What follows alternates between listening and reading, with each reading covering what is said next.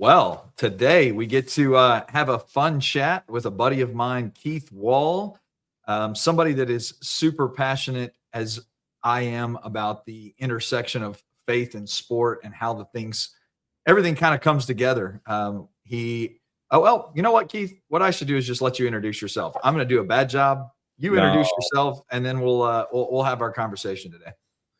Yeah. Keith Wahl. I'm a director of athletics at Valor Christian High School here in Highlands Ranch, Colorado.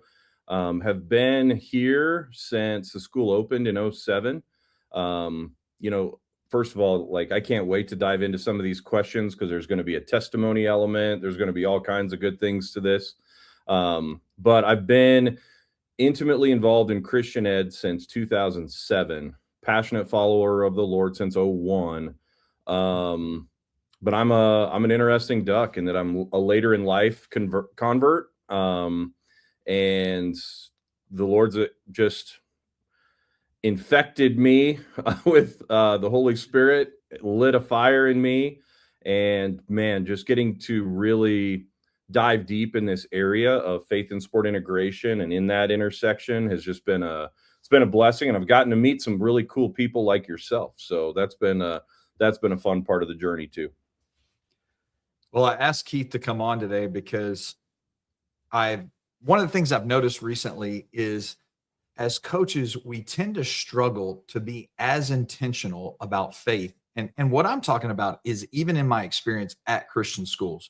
So Mm-hmm. that's really our target market that we're talking to today, because we are permitted the opportunity, and in fact, what I would call the competitive advantage Mm-hmm. of being able to utilize our faith on a daily basis in the pursuit of excellence. And so, you know, I think I've come up with, over the past couple days and spending more time in prayer and prepping for this, what I think is the reason that coaches maybe aren't as intentional, but I'm interested to get your thoughts. And so the goal today is hopefully, coaches, to help you, inspire you, give you more confidence about what it looks like to be more intentional, using your faith on a daily basis. And what we're not talking about is being teams that just simply do Bible studies. What Mm-hmm. we want to do is we want to integrate scripture and read scripture, because we know it's the only pathway for us to be the best version of ourselves as coaches and as athletes. So, Keith, let's start with, I mean, you do have this testimony. You talked about it a little bit already, where you came to your Christian faith later in life. So was this after you started coaching? I mean, did you find the Lord and then start coaching, or did you coach first and then in the process find your Christian faith? So I'm a small college guy. I had the opportunity to play baseball at Hastings College in Nebraska. I'm a Colorado guy. Had a chance to play for a 6A state championship here.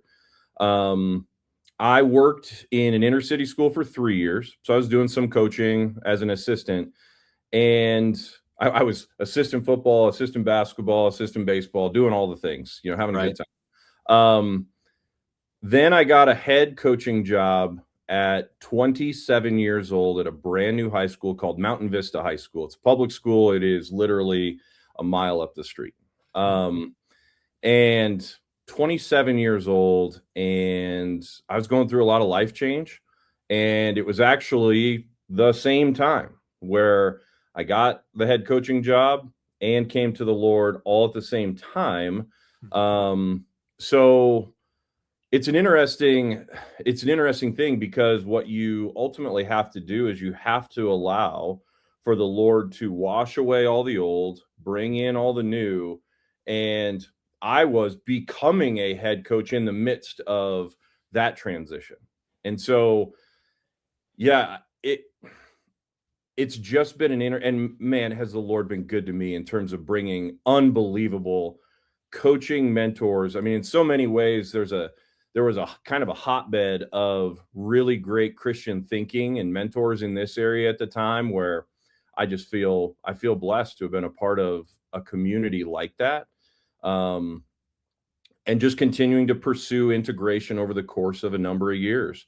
Got to coach for 6 years at that public school, and then all of a sudden this thing this thing called Valor Christian High School opened up in 07, and I followed a call into Christian Ed at that point. And I didn't want to be hamstrung's tough, because that makes you, any of our public school brothers and sisters who are listening to this, they feel it. I know they understand that it's just different when Mhm. you're held back, or you feel like you have to be held back. I just didn't want to be. I was a I was a thoroughbred stuck in here and just let me go. And that's why I chose to follow the Lord in my call into Christian Ed and make him the foundational block of everything I do. So when you started at Valor Christian, did you come on as the athletic director directly? No, nope. Okay. I was I was head baseball coach, assistant football, English teacher. And then over the course, let's see, it was about 5-6 years in, somewhere like that, 2012. Okay. I got to become an assistant athletic director, working under Rod Sherman and working with Brian Kula. And man, we had a good time. Like we really dove deep in trying to do athletics in a powerful way. And then that really opened an athletic administrative journey that I'm on now. Tanner, I thought, we were talking before the recording. I got all the baseball pictures behind me, all those things. I thought it was going to be head coach public school, head coach private school, move on to college. Had that opportunity in 2013, and then just kind of said, okay, I'm not following my plan. Lord, what is your plan for me? And over the course of the last, so if that was 13, now we're 2026, 13 years into going, okay, Lord, what do you got for me? And he continues to bless my journey in a powerful way. So I know that y'all are really intentional about the faith integration at Valor Christian at this point, but was there a season in your coaching life where it felt like an add-on, like it was just something extra that you did? Because I do feel like a lot of Christian coaches at Christian institutions, they feel like it's an addition, not an integration. Mm-hmm. And so did you ever feel like that? And then what were some of the steps, or what would you encourage coaches to do to go from add-on to integration? I think we all and we talk about a lot about this stuff here. I think we all compartmentalize our lives in certain ways, without even knowing it. And I do think that the opportunity to come to Valor and, hey, I get to coach and we get to have excellence here, and we get to have excellence in the spiritual formation. When we started, it felt like, okay, like great, like they're cool and they're different and they kind of complement each other. But and when I say we, I mean Jessica Caldwell, who's our girls basketball coach, when we started working together on all of our programming here back in 2019, that was when I started to go, oh, wait a minute. These two things are not separate times, separate opportunities. These things go together every moment of every day. And it was really probably in that anywhere from 2018 to 2019 when the Lord really started to reshape and go, no, man, everything we do in every practice is an opportunity to integrate and bring the Lord into what we do. And so I think by default, we just kind of go, oh yeah, that thing is this thing over here, and then this thing's this thing over here. And we don't take the time to actually bring them together. Can I do a nerdy thing for a minute? Sure. I did it. I did a talk. We just did an internal coaches clinic. And we had 50 of our coaches there. It was great. I did the opening talk I did. I went real deep, historical, nerdy. This is not, so many of the things we deal with are not actually our fault. They are the fault of the Enlightenment and the Enlightenment thinking. What the Enlightenment thinking did was separate things, and it started deconstructing things. And we now, as believers, have to go, hold on a second. That is not how things were meant to be. The Apostle Paul, when he, in his verses where he talks about just this concept of run the race as to win, when you read that whole thing in context, he's trying to bring everything together. Some believe that those verses were intentional for athletes, that no, I am going to make myself weak And who else is weaker than those whose identity are wrapped up in a sport? Duh, that's not the right place to have it. He's trying to make himself weak, maybe grapple with them, run with them, whatever he was doing, so that they could realize, oh, I can bring these things together. And that's, I don't know, that's just part of the call that I'm feeling in this time and place to go, no, man, every step, every day, everything that we do is an opportunity to glorify the Lord and reject enlightenment thinking. We could go on a deeper dive on that, but we don't have to. Well, this is how Keith and I's conversations go. And we honestly haven't known each other all that long. I mean, really, I think coming up on a year. Was it a year ago? Yeah. We came, I mean, I'm currently serving at Woodlands Christian as the girls athletic director, assistant athletic director under Randy Holas, but I focus on girls athletics. And so my boss took me to a conference that was being held at Valor Christian. And so you and I met there, but we didn't really talk a lot there. Yeah. And then all of a sudden we bump into each other at Baylor, led to a bunch of phone calls. Yeah. Now it's like every time we can get on the phone, we love to talk because I always learn so much. And that was the hope of this conversation. And so in light of what you just said, let me share with you something that's popped up with me, because I think it's going to be beneficial to the conversation today. But I'm spending time in prayer, and this week in the Journey to Becoming Third platform that we do at Woodlands Christian and that other schools engage with us in, it's all about Wisdom Week. And so I'm praying about wisdom, and I'm thinking, how do I grow in wisdom? How do I get more intentional? And then I knew we were going to record this podcast with how do we encourage coaches to be more intentional? And I think what I've discovered, or what the Holy Spirit has really shown me, is that the athlete has, and the human being really has 4 layers.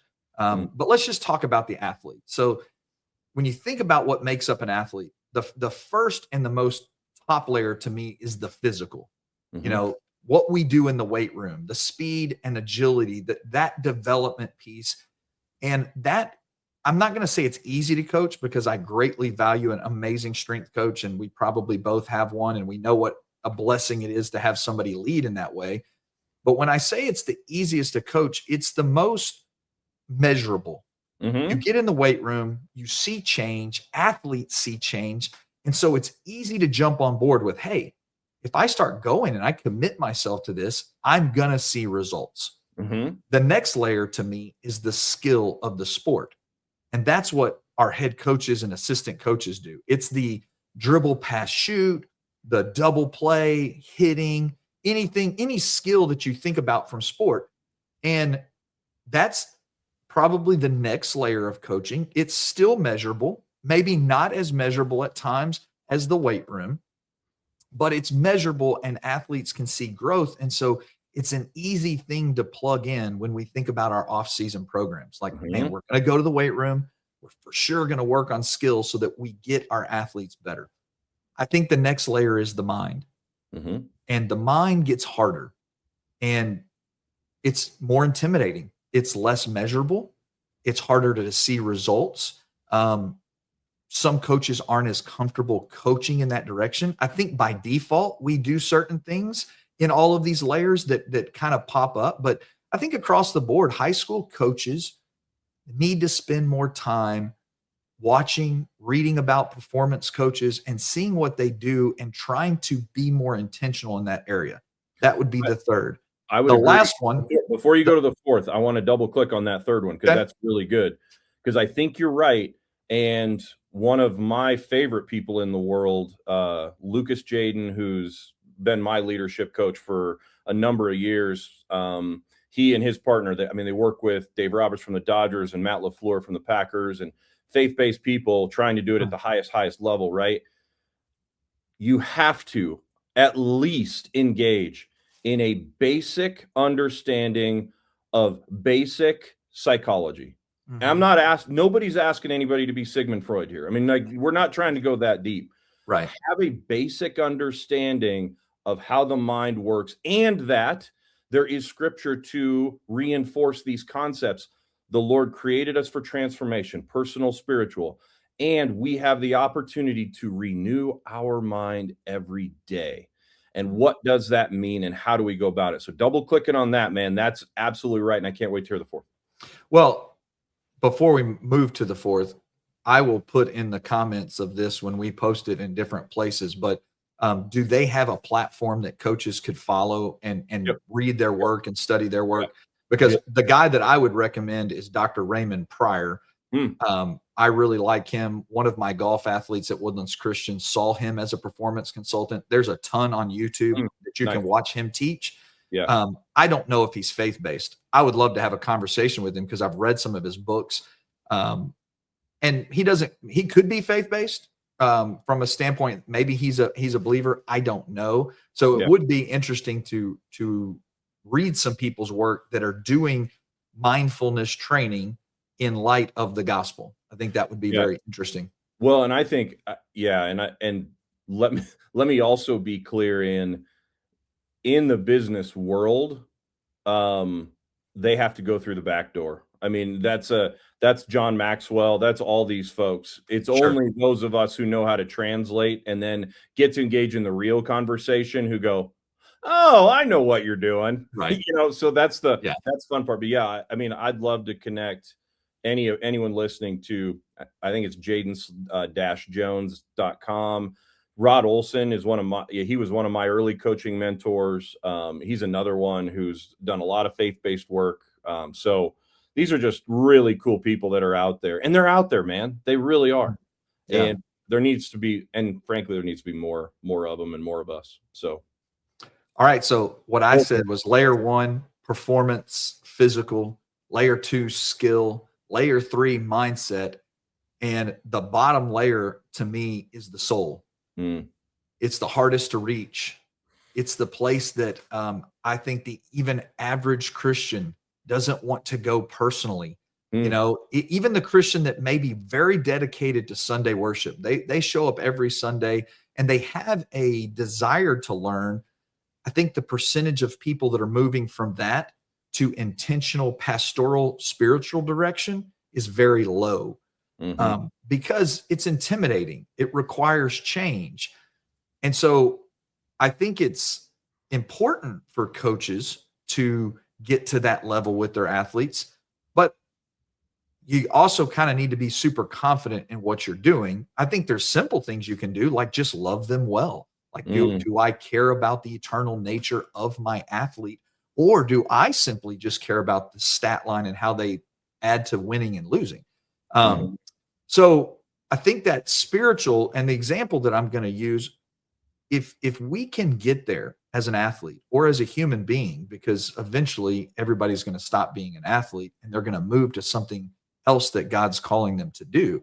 And the more we can develop from the base layer up instead of the top layer down, the quicker our growth is going to happen. And my best example that I can think of, and maybe you can find one better for me, is Scotty Scheffler. I think if you look at what he does on the PGA Tour, I think he is so intentional about growing his soul that it allows him to get to a level of acceptance that mindfulness coaches talk about that we need to perform at a high level. And then the bearing the cross of training and competition and the physical becomes more joyful because he knows where it's aligning to. What are your thoughts on that? Yeah. I mean, you were calling it bottom up. I mean, we hear it in the church. I remember there was a worship song that came out, Hillsong, around the time I just really came to love the Lord and worship, which is from the inside out. You know? That's what I'm thinking. Inside 100%. Out, the depth of the soul. But I don't think enough people are willing to really dive deep there, because there's just a lot of stuff in each of us. You know, there's things for each of us to uncover, and some of us are willing to dive deep and go into those spots, share those things, bear each other's burdens with one another, and some just aren't. And I like deep end of the pool people. People get in conversations with me, and it's like it's not a lot of surface level, just That's why you and I get along. I know it's not a lot of chitter chat. I mean, it's like, okay, so what are we going to talk about on the deep end of the pool and go get a ring from down there? So, yeah. So, I mean, in trying to encourage coaches, because I'm gonna spend the next couple months trying to unpack that and maybe Yeah. develop some content for my own platform. What do you think is a simple step? I mean, you're an administrator now. You have high expectations of being a mission-driven institution. And so, what do you think is a simple step to go inside out? Mhm. Because it does take time. That's the first thing that I would tell coaches is spending quality time with your athletes that is outside of practice and outside of games. Do you create a culture where it's like, hey, your athletes want to come find you on campus and they're wanting to talk with you and they want to share their lives? Are you intentional about finding that out? Like, hey, Mhm. what's going on at home? What are you really passionate about? I remember one year when I was still head basketball coach at Woodlands Christian, I made all of the guys fill out an information sheet, and none of it was about basketball. Yeah. I think that's a simple way. Yeah. Finding out that one of your athletes is really passionate about woodwork or cooking or whatever it is, then Yeah. it gives you an opportunity to have conversations about other things, which tells them, I'm interested in you, Yeah. not just the athlete, but I'm interested in you. So, what are some other things that you've seen in your work that are easy steps for coaches to take? Yeah, I think one of the things that just popped in my mind as you were talking about that intake form, new friend of mine named Ted Rath, who's with the New Orleans Saints now, got to meet him through the Daily Coach Network. Super, super cool guy. Loves the Lord deeply. I can't remember if it was at the Eagles or at the Saints or both. They've done this thing with an intake form, right? And they take it in, but then they try to connect one another to the teammates to those things. Like, hey, this guy's interested in fishing. If you want to go bass fishing, hey, if you're interested in that, hey, you three guys, you're interested in the same thing, you guys should connect. And they do this really intentional stuff. And I know that sounds like this really basic level of connectedness, but we don't do well? That. We don't connect to one another on our own passions by ourselves. And so how are you connecting to the athletes? One, how are you connecting them to one another is a whole nother opportunity for us to make these things real. Hey, you're most interested in this biblical character, like this, which of the disciples, do you feel most connected to? Well, I mean, I think most of us raise our hand on Peter. So, okay. So like how many of us make a lot of mistakes, so like, how do we then talk about those pieces of the puzzle? One of the things that you sent over, and I think what I want to do too, though, for your coaches, for the ones that are listening, is provide an inside out example for them that happened for me. Because you can't just do stuff like any of the things we talk about in terms of taking a next step. Yeah, like you're then just taking someone else's program and just trying to do what they did.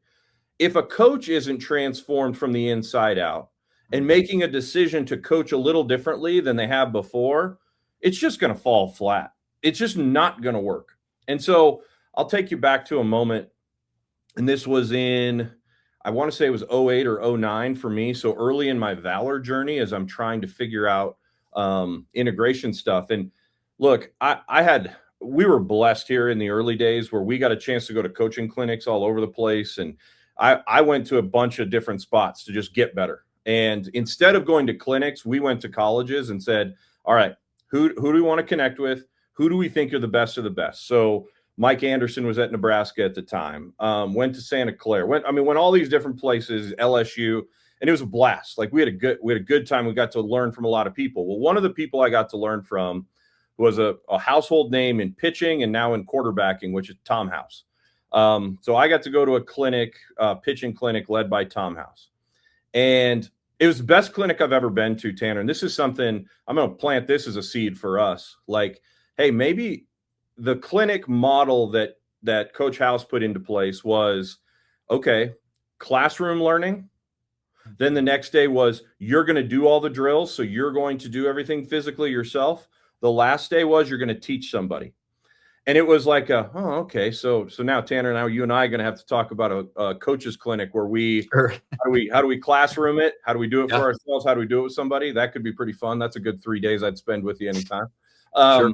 But Coach House, in the midst of observing me over 3 days, when I got that kid, I was coaching him up and I was doing a good job. And Coach House came to me and he goes, listen, you have a gift for building immediate rapport with young people. And I was like, oh, cool, thanks. And then he said, but you better bring them something of value. It cannot just be about you. And I went, oh. Now, Coach House didn't know that what the Holy Spirit was doing through him was he was talking about pitching instruction. Like, you better bring them great value in terms of how you're helping them throw. Okay. And in my mind and in my spirit, I went, I got to bring them the gospel every day. Mm-hmm.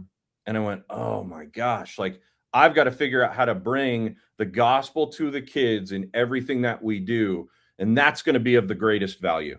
Mm-hmm. And so unless a coach actually transforms themselves and believes that what we can bring them from the Holy Spirit, from the word, and integrating that,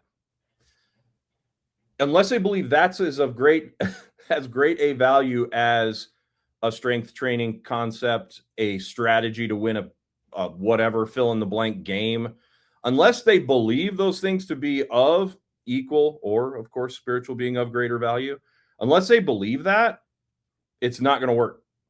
Yeah. They've got to transform internally first. And when they do, there's a little bit of dying to yourself that happens. And by the way, this, I'm pretty sure Jesus, this pretty good teacher, that whole thing. He talks to us about this, that when we die to ourselves, man, dude, right, unbelievable things happen on the other side of that. And that'd probably be that's a big picture encouragement without a lot of tangible, but the Holy Spirit's got to talk to every one of these coaches individually and say, man, am I really providing as much time on my spiritual integration, my intentionality of that, as I am on my detailed practice plan, on my game plan, on my film study?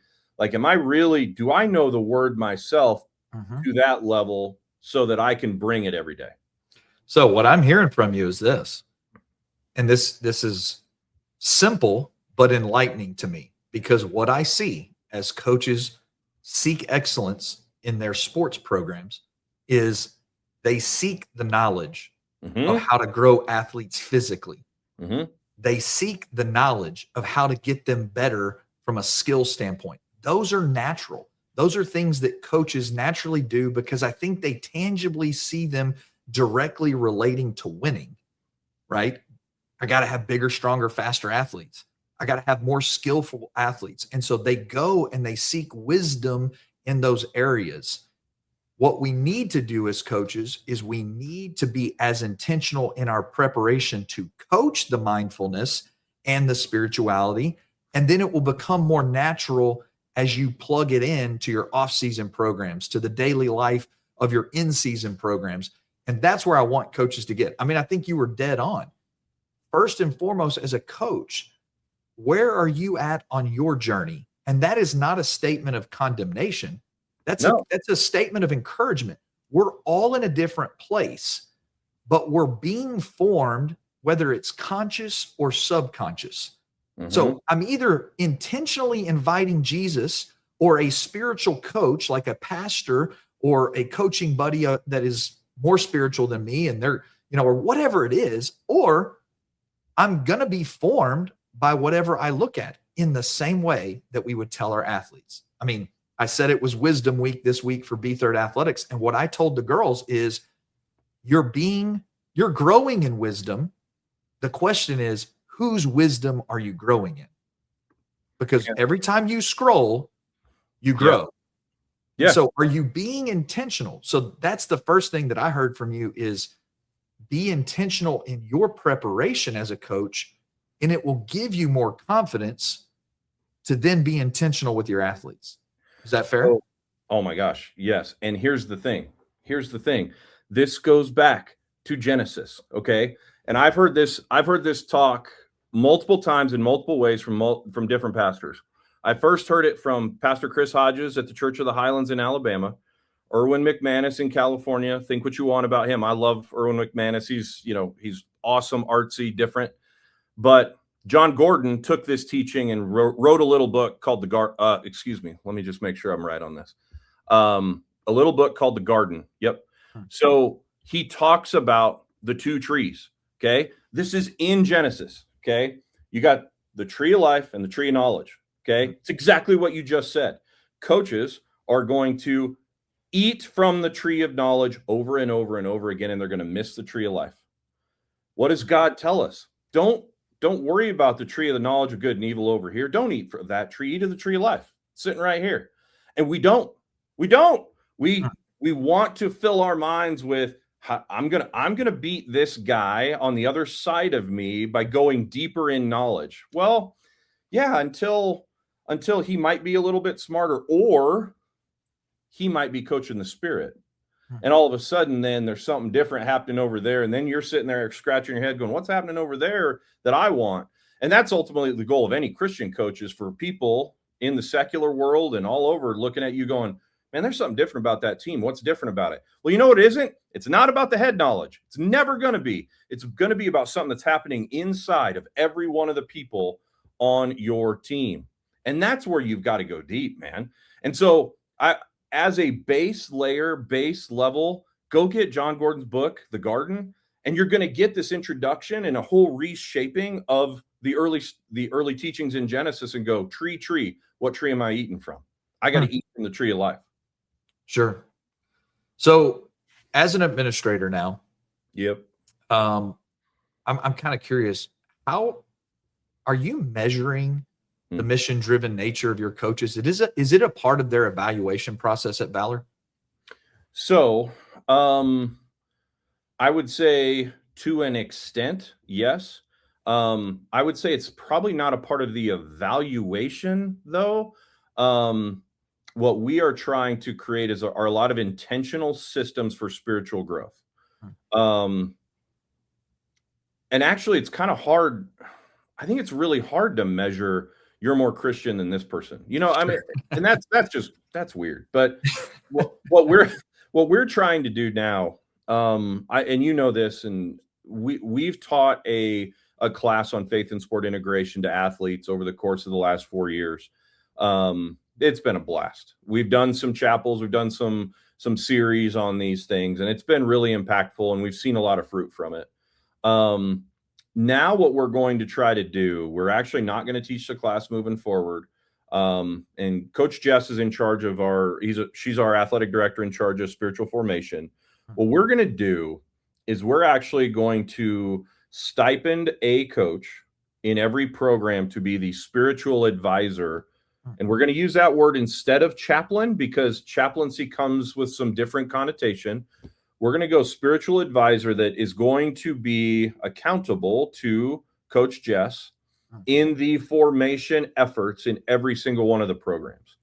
And so that's how we are going to be really intentional about having a person in it. I mean, hopefully it ends up being the entire staff. But at the end of the day, Tanner, like, everybody has different giftings. They really do.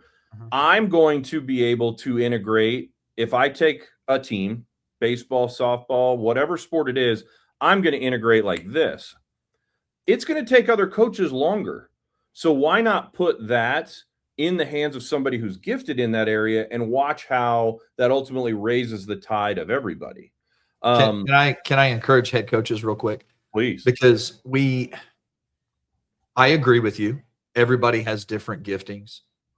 And I think we would both agree it's most powerful when the head coach can lead in that way. I would agree. Yes. But it's not always possible, right? Because like we said, it's not everybody's gift. However, this is what I want to warn head coaches against. If that's not your gift and you're going to bring somebody into your program and they're going to be the one that you're saying, hey, like you would a defensive coordinator or an offensive coordinator in football, this is the spiritual coordinator of our program. You have to set the example Yeah, man. of intentional growth for yourself. That's If right. you're not in those meetings, if you're showing up late to that, Yep. your athletes will assume it's not as important Yep. as everything else. Yep. You've got to get engaged in those conversations. Show your athletes, I'm a growing being. I Yep. need to grow. And we all need to grow. And the only way I can be the best version for you that I need to be as a coach is I've got to be inside out. And That's so right. every day, it's not going to be a once a week. Every day, we're going to start our practices inside out. And you're going to see me be intentional and I'm going to follow, because this is what God's calling me to do right now is to follow our spiritual coordinator. Yep. And I need you to follow me in my following. There you Right. go. And so well that said. don't outsource it and not show up because that's disastrous. That's right. And that's what we were. So we've had a chaplain model. We had one for a long time and it was fine. But it was like, hey, here, come in and helicopter in and do a devotion and then helicopter back out. Mhm. I don't know about the effectiveness of that. Mhm. I want somebody who is intimately involved in the decision making and the observation and saying, hey, and the way we frame it is we talk about these different barriers to experiencing sport as an act of worship. And, man, you might see somebody in a fear cycle or in a failure, tailspin. Okay, now what are we going to do with that athlete right now? We want to have a big picture view of where the whole team is, and we want to bring them to spiritual freedom so that they can compete at their best. But we also want to have that eyeball on the individual and going, oh, shoot, we've got an injury over there. How do we make sure that that person is continually integrated into what we do? And just all those things, how do we have somebody who's paying attention to the spirit of every individual and the corporate?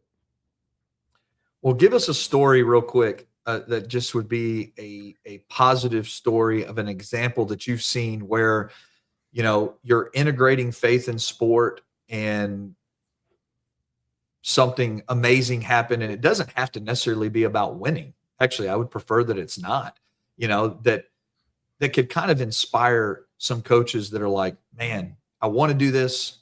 I'm still nervous. What are some things that you've seen at Valor in your time there since you and Jess have been more intentional about doing this that have been positive for y'all? I know that's probably a lot. There is a lot. I mean, and there's so many. I mean, my gosh, there's so many cool stories. The obviously, like everybody can take a look at some of the things we do on Instagram athletically and all that. We built this little thing that now is becoming a really cool thing called Fifth Quarter here. And we just do a worship night after an athletic event.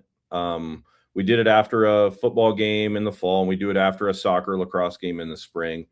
But in the midst of those, as they've built up, like we have kids, and we're in an interesting area, different from probably many people in your area or in the South. We've got a lot of people who either go to church a little bit, have had to choose youth sports over church because it all happens on Sundays. And we have a lot of kids who, because they're so dedicated to athletics, they haven't been able to go to youth groups and those kinds of things. And our chapel has gotten just our new spiritual integration director at the school. He preaches every week, does a brilliant job. We're seeing the Spirit move in these really ways, and now they have outlets to come and get baptized. And now they're like, I'm going to wait until the next fifth quarter to get baptized and make a choice for the Lord on that night. That's a macro, that's a big picture, like big success that we've seen. But I'm just thinking about looking at his face right now. Like a young man that I had a chance to coach. He was a football, baseball kid. And he was actually, unbelievable receiver. Went and played a little bit at Mines. Could throw 90, but we weren't sure if he could get anybody out, and that's okay. That happens. Incredible athlete. We loved him. And I just had a phone call with him last week. His life went off the rails a little bit at Mines. Had to pull out of there, went to Arizona State, which, by the way, didn't seem at the first go like, hey, that's, if you've been off the rails over here, going to ASU doesn't seem like the smartest thing to do, but Right. okay, like we'll figure it out. He calls me, asks for a Zoom call. He's going into full-time ministry at a church that is just fully focused on college-aged kids. That's only kids that go to church there, college-age kids. And it's blowing up. It's unbelievable. And he's going into full-time ministry with them. And I'm like, and he was really sweet and just saying, you know, all the seeds that you guys planted. I think that's the piece that sometimes we forget, that we want to see the fruit now as coaches. We're used to it. We have these contained things called seasons where we get to see growth. Man, the spiritual fruit happens over years. And so a story like Tyler Larson, who, yep, we've just been integrating, we've just been planting seeds. Tyler's great. He's been awesome. He's a fun kid. We enjoy being around him.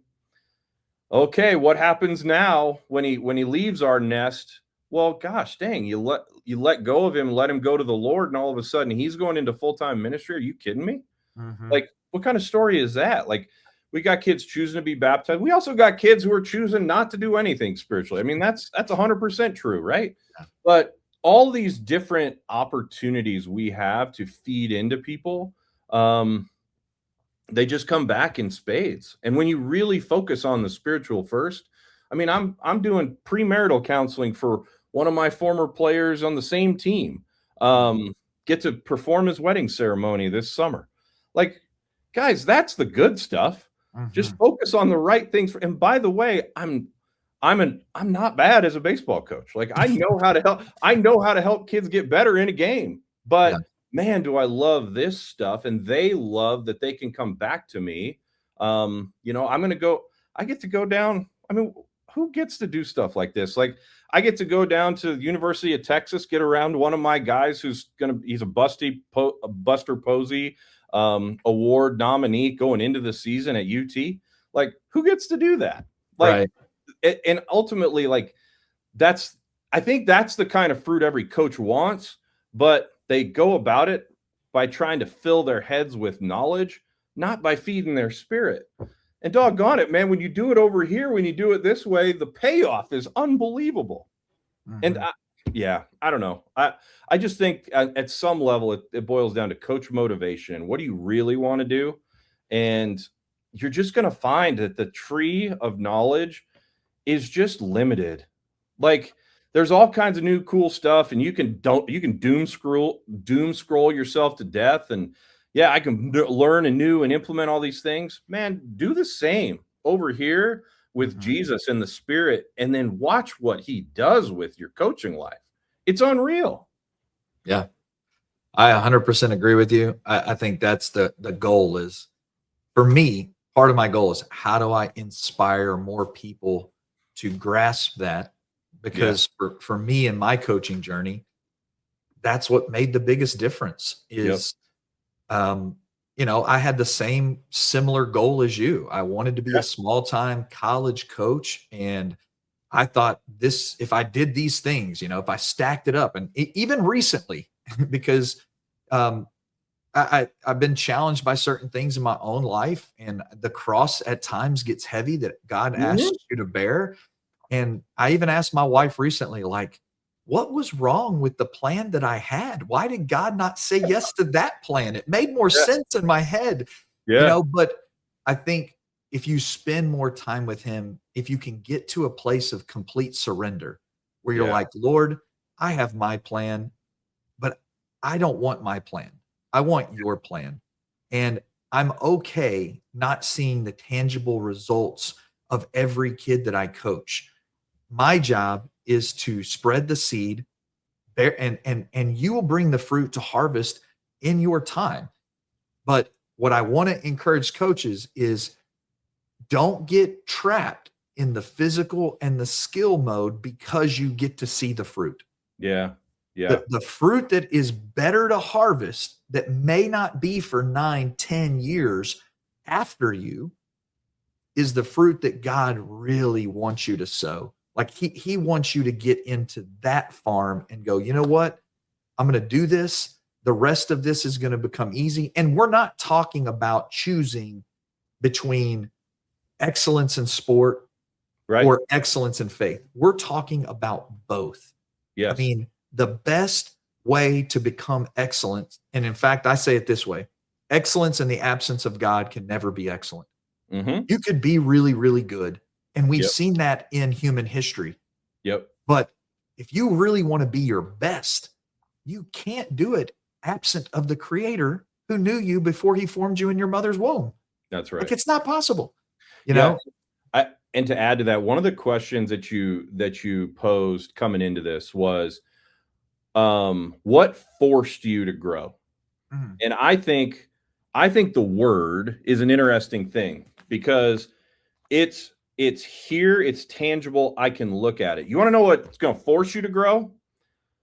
Write a team plan, write a program handbook, write a book that says this is what I believe. Because when I wrote my first book in 2016, what I realized was, uh-oh, people are reading that. They're expecting me to live up to that. Oh boy, you want to talk about the ultimate and accountability tools that are out there? And I think you want to talk about forcing you to grow? Do that. Put what you believe in paper and then have people come back to you and say, hey, you know that thing that you wrote right here, you're not living up to that. Yeah. Ooh, that's real No. deal. And That's why. thankfully we can measure God by this, and he is faithful all the time. Sure. How can we be similar or the same and follow Christ in that?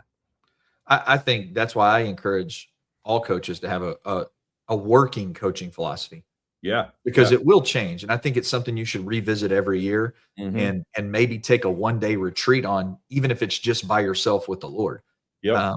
And maybe it's not something you publish. I do think there's a higher level of accountability the more people that have it. Yeah. Um, I used to distribute mine to my parent base, Yep. and this is what I wanted to be held accountable on. This is Yep. my goal That's for right. working with your young men. That's right.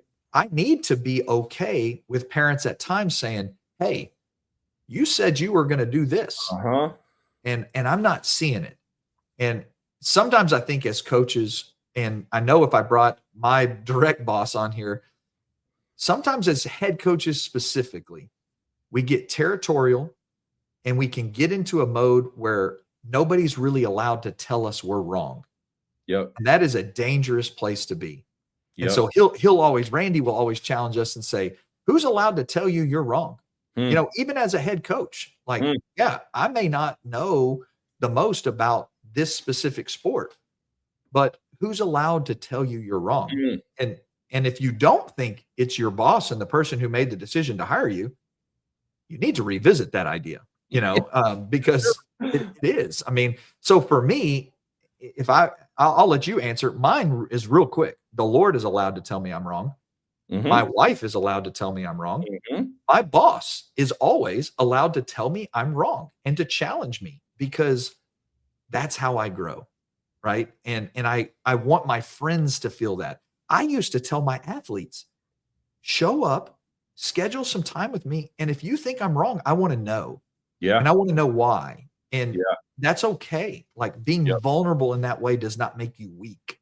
That's right. So, Yeah. No, I fully agree. We are all fallen. We are all going to fall short of the glory of God, and we do need that level of accountability to one another. I th- Man, this is a challenging thing that we do here and have done here. We have a comprehensive parent feedback system. We have a comprehensive student athlete feedback system. Getting people to be willing to hear that feedback without, well, this is Johnny's mom and he was ticked because he didn't play, and it's like, no, man, like, you're missing it. Like, you've got to have a higher calling to being willing to grow based on wherever the Lord provides the feedback. Now, look, there's some feedback you can absolutely dismiss. sure. There, absolutely, that is misguided. That is angry. That is just, that's not of the Lord, and it's okay. But what are the nuggets that you can draw from and go, okay, like, who's the council of believers around you? Paul, Barnabas, Timothy. Who are who's the person above you? Who's the person that's with you? Who's the person that you're mentoring? Like any one of those folks should be willing to and able to speak truth into your spiritual life and growth as a coach, as a person. Yeah, I mean, I just spoke to the staff this week. We have, in a Christian school, we have double the joy because we get to see kids grow in their sport and in their faith. But we also double the responsibility. We can't pick one or the other. Right.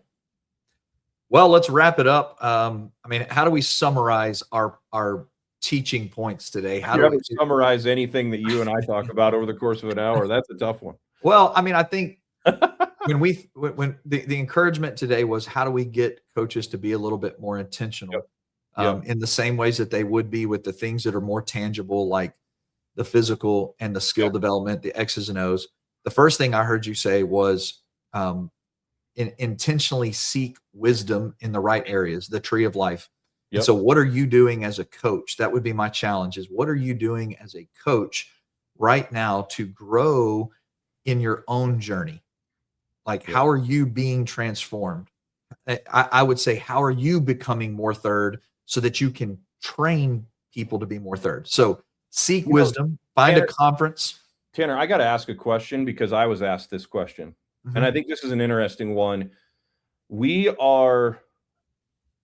want to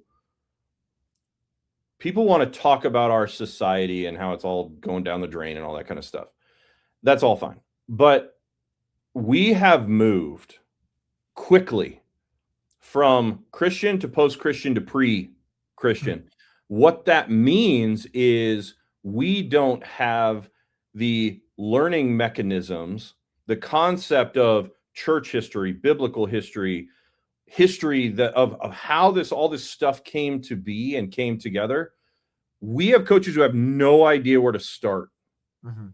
That looks like a really daunting process. So I think providing things like, hey, here, go to the Bible Project, do one of their classrooms, go to the Bible Project, just start reading scripture every day. There's one of the things I've done. I've handwritten the book of Matthew. I've handwritten the book of Luke, and I'm in the middle of John right now. And then I'll finish with Mark, and I'll have handwritten all the Gospels. My goal is to have those 4 journals. Hopefully I have 4 grandkids someday and I get to pass those on. Like that's awesome. My vision for that. But handwrite the gospel. You want to know how to imprint something on your heart? Sit and write an entire book of the Bible.